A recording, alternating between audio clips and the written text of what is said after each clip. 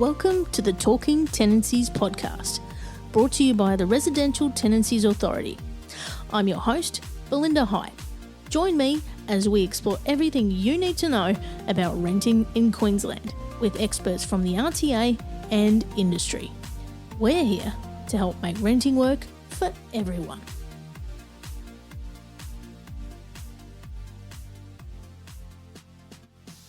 Routine inspections can be a source of frustration for both tenants and managing parties, and it can bring up a range of sensitive issues including entering a home, privacy and lifestyle habits. Today's expert from the RTA is Ben Gerwald, Support Officer from our support team. Welcome, Ben. Oh, thank you so much for having me today. Now, can you tell us about your role at the RTA and what you're responsible for? Yeah, so I've got a bit of a blended role here at the RTA. I've been here for 3 years now. I have worked in the contact centre, so when you call in, I can answer your questions in regards to bonds and tenancy calls. I have also worked in the support department, helping out with processing forms, also in the transaction centre. And I've also got a little bit of dispute resolution knowledge here at the RTA as well as a intake officer. Wow, you know it all, Ben. That's amazing. Absolutely, I try to anyway. Now, we're going to talk about routine inspections today, Okay. which no doubt you probably get a lot of calls about and Yes. have answered a lot of questions on. Mm-hmm. Now, my first question for you, Yes. are routine inspections mandatory and how often can they take place? Okay, so routine inspections aren't mandatory. The legislation does allow for routine inspections to happen during a tenancy, so once every 3 months. So if an inspection happens, it must be, under the legislation, it indicates that there needs to be 3-month gap between the next inspection, unless there is some arrangement between both parties to hold them sooner. Okay. So if, a managing party doesn't do any inspections at all, that's completely fine. Oh, yes. Nice. Yep. So how much notice must be given for an inspection and how is a tenant notified? Okay, so it is 7 clear days notice before an inspection. The recommended way to notify a tenant that there's going to be an inspection is the approved form, which is the Form 9, the entry notice. Yep. So when you say 7 clear days, are we talking business days? Well, it is 7 clear days. Now, the notices should not be issued on a Sunday.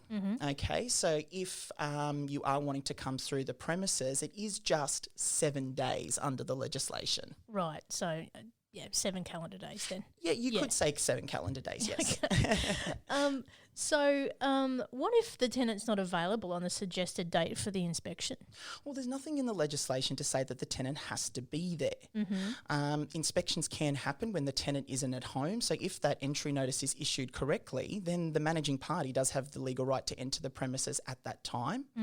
But there is also the possibility of both parties talking to each other and arranging a time that may be suitable for both parties to conduct that routine when they're both available. Yeah. So, and this is the whole thing when it comes to a tenancy is open and clear communication will alleviate any issues that Well, you're that's it. It's key. Yeah. Keeping those lines of communication open, being on the same page is really important, super important. We talk to people about that a lot.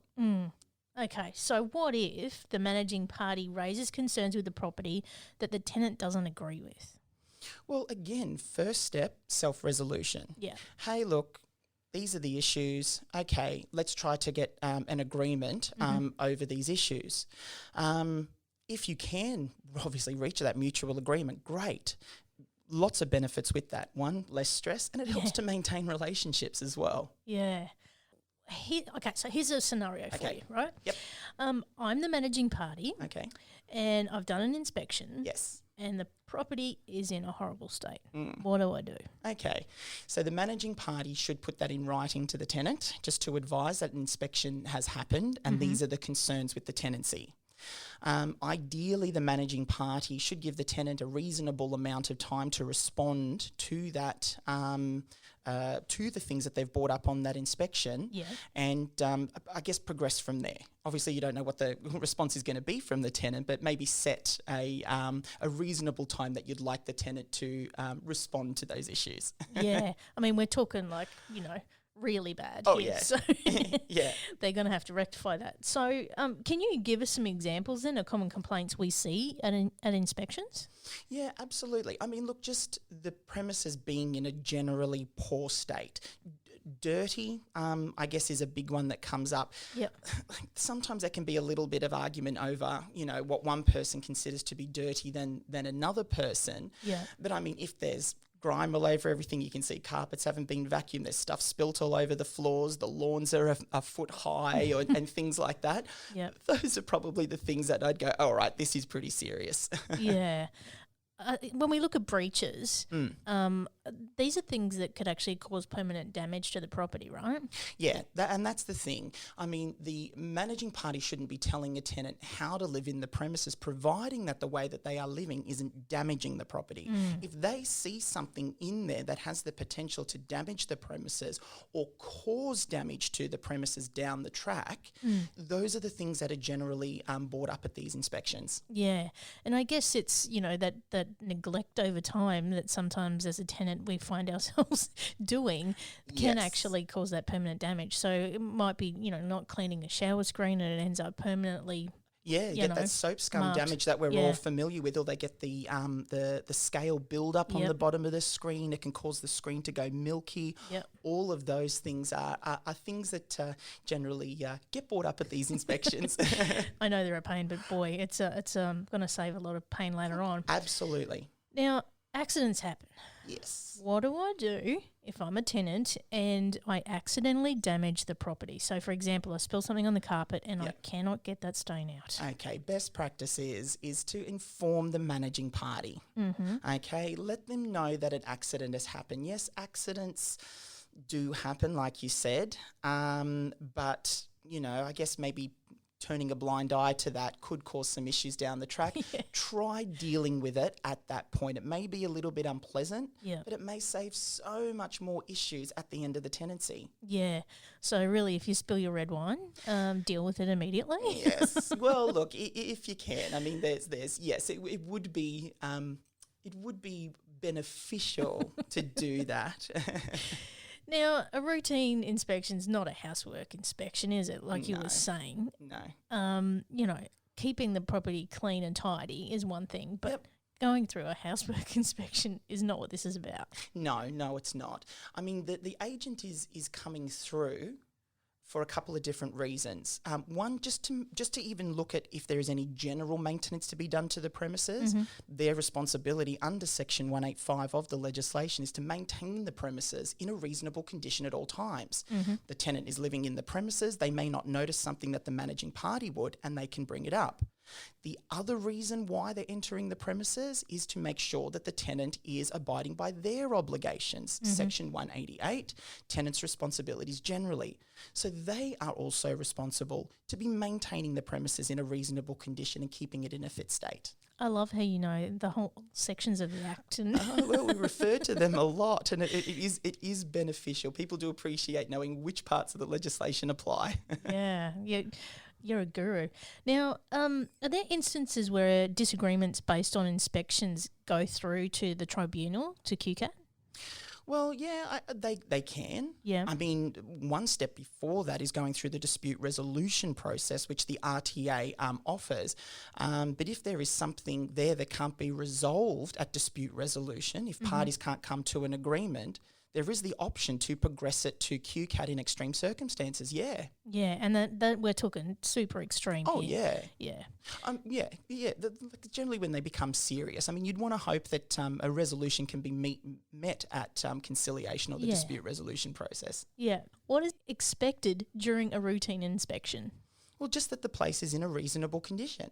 And I know that kind of sounds a little bit subjective, and this is why issues come up at routine inspections.